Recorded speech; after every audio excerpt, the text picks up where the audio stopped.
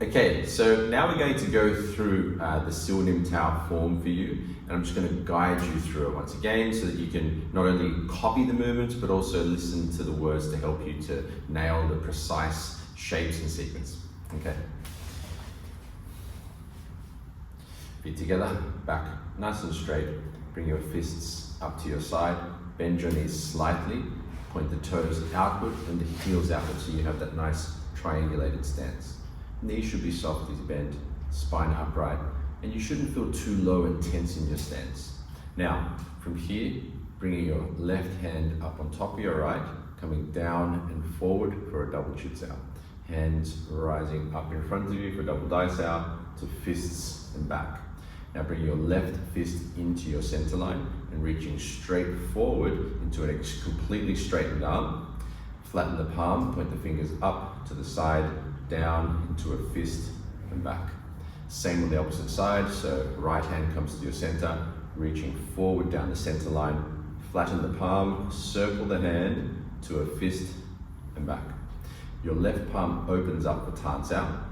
The hand travels in towards the center line as your elbow arcs into the center line as well, reaching to approximately 3/4 extension. Once you reach that point, point the fingers up to the side, down and around, and then coming back down your center line for Wu Sao or guarding hand. Now, once you slowly, you're doing this slowly, but once you reach about half a fist distance from your chest, you turn the wrist into the Fu Sao, which is like a hook shape, and you slowly, once again, bring that down the center.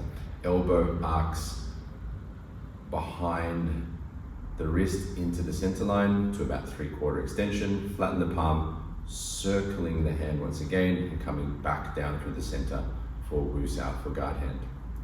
Now we practice the Sil Tao very slowly, and as I mentioned in the video on slow training, why we do it, as it really helps you to deeply connect to the sensations in the body, the muscles, the joints, the overall movement in a slow way, so you can connect your stance and state to the limbs so that you're not just rushing through it and using unnecessary muscular tension.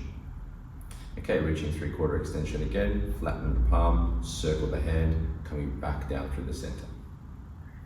So we do this part 3 times, the Fu Sao and Wu Sao. They're both in their nature defensive, but they can turn into offensive movements. As you want to really gain a connection from your spine, your stance, your body, and then flowing your intention forward into the limb. So the limb is supported by the overall stance, body and intent. Also, because it's practiced in such a low, relaxed position, you can deeply relax and loosen up all the muscles, ligaments, tendons, and start to gain that internal power coming through. You'll know more what I mean as you progress. Now, once you reach half of this distance from your chest, parry across to your shoulder, back to your center line, and then palm strike. Palm flattens, circle the palm to a fist and back. Now, on your right side, same thing. Hand opens up into Tan Sao, arcing the elbow behind the wrist and hand into the center, so that you're dominating, controlling the center structurally by the movement of your actual bones. Now, once you reach 3/4 extension, point the fingers up to the side, down, around, and coming back. Coming down through your center with the Wu Sao shape, slowly coming back towards you. Spine nice and tall, keep the body relaxed. Once you reach about a half a fist distance from the body, turn the hand over into the Fu Sao, elbow arcing inward to the center. Reaching 3/4 extension, extend the fingers, pointing them down, coming around, pointing them up now as you come back once again for Wu Sao.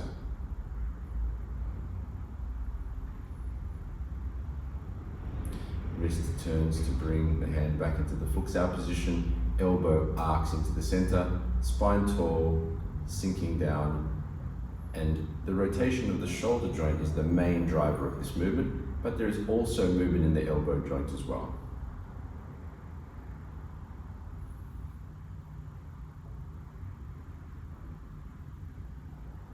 Some people find this boring, so to speak, but it takes patience, focus, and concentration to develop the internal skill. but concentration is a skill which can cross over to anything in your life. So practicing your form in a slow, concentrated way has benefits outside of your Kung Fu practice as well.